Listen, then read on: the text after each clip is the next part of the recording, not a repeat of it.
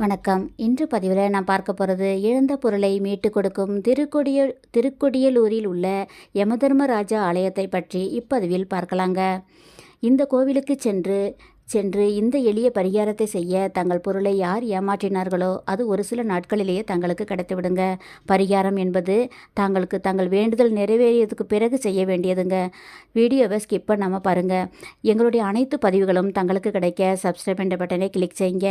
திருமேச்சூர் பக்கத்தில் உள்ள அகத்தீஸ்வரர் கோவிலின் சிறப்பு மங்கள சனீஸ்வர பகவானும் யமதர்மராஜாவும் அவதரித்த தலங்க.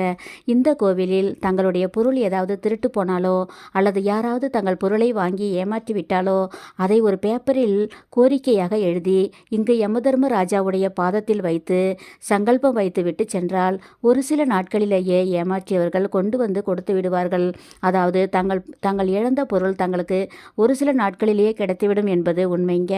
கோரிக்கை நிறைவேறிய பிறகு தாங்கள் செய்ய வேண்டியது ஐயாவிற்கு, அதாவது யமதர்மராஜாவிற்கு அபிஷேகம் செய்து வஸ்திரம் சாற்றி உங்கள் நேர்த்தி கடனை நிறைவேற்றி கொள்ளலாங்க. இந்த கோவிலில் இன்னொரு சிறப்பு, மங்கள சனீஸ்வர பகவான் இருக்கிறாருங்க.